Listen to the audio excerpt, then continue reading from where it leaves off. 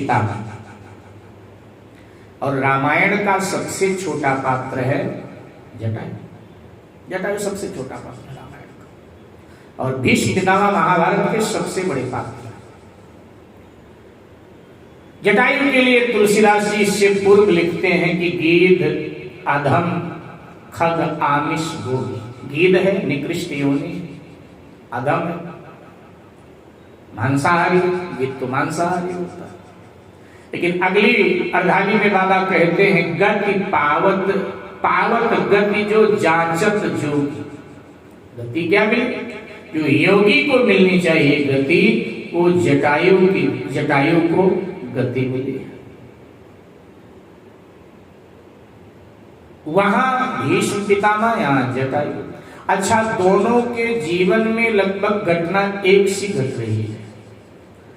वहां द्रौपदी का चीरहरण हो रहा है और यहां जगदम्बा सीता का अपहरण हो रहा है। ध्यान देना,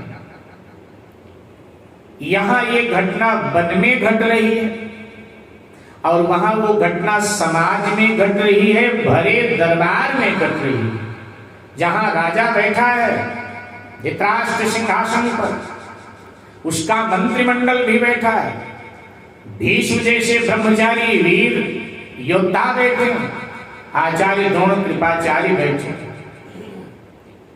और द्रौपदी चीख रही है। भीष्म की ओर देखकर द्रौपदी कहती हैं, दादाजी मैं आपके कुल की लज्जा हूं, मैं कुरु कुल की इज्जत हूं, ये क्या हो रहा है मेरे साथ? आप विरोध क्यों नहीं करते? भीष्म समर्थ थे, जटायु रावण के सामने समर्थ नहीं है। रावण के सामने जटायु की शक्ति नगण्य है, ना के बराबर है। लेकिन भीष्म, कौरव पांडव दोनों एक पक्ष में हो जाएं तो भी भीष्म पितामह इन पर भारी पड़ते। शक्ति संपन्न है भीष्म पितामह, लेकिन फिर भी जब द्रौपदी अपनी रक्षा के लिए उनको पुकारती है तो भीष्म नीचे देख रहे हैं। उन्हें अच्छा तो नहीं लग रहा है कि ये जो हो रहा है, सहमति उनकी नहीं है, लेकिन फिर भी विरोध भी उन्होंने दर्ज नहीं कराया। समर्थ होने के बाद में भी विरोध दर्ज नहीं कराया। और जटायु समर्थ नहीं है रावण के सामने, असमर्थ है। फिर भी जटायु में जो दम खम था उसके साथ वो रावण के सामने पहुंच जाता है। ठीक है, जटायु अपने अभियान में असफल रहा, लेकिन क्षमता के अनुसार अन्याय का, अधर्म का जटायु ने विरोध किया। अन्याय हो रहा है, अधर्म हो रहा है, तो जितनी हमारी क्षमता है तद अनुरूप हमें विरोध करना चाहिए। विरोध किया, परिणाम में अंतर आया दोनों। भीष्म पितामह को मिली सरसैया 6 महीने की, और जटायु को मिली भगवान श्री राम की गोद। जटायु की स्तुति भगवान श्री राम ने स्वयं किया, जबकि भगवान दोनों घटनाओं में सम्मिलित हैं।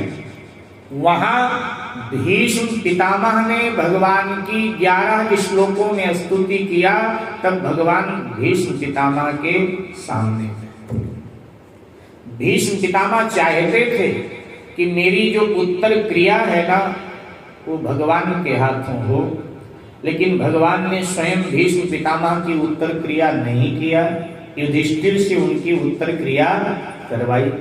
लेकिन यहाँ जटायु की जो उत्तर क्रिया है वो भगवान ने स्वयं अपने हाथों से किया है।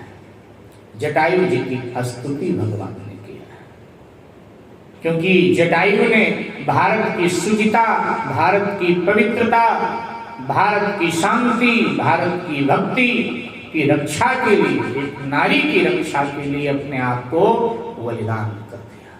इसलिए जटायु और भीष्म पितामह अगर आमने सामने खड़े हो जाएं तो गर्व से जटायु का सर उठ जाता है ऊपर को, और भीष्म पितामह लज्जा के मारे नीचे देखने लगते हैं। भीष्म पितामह जटायु की ओर नहीं देख पाते। नीचे देखिए, महाभारत का इतना बड़ा पात्र जटायु जी के सामने बौना लगता है, जटायु जी के सामने छोटा लगता है। ये जटायु की जटायु भगवत धाम प्राप्त करते हैं।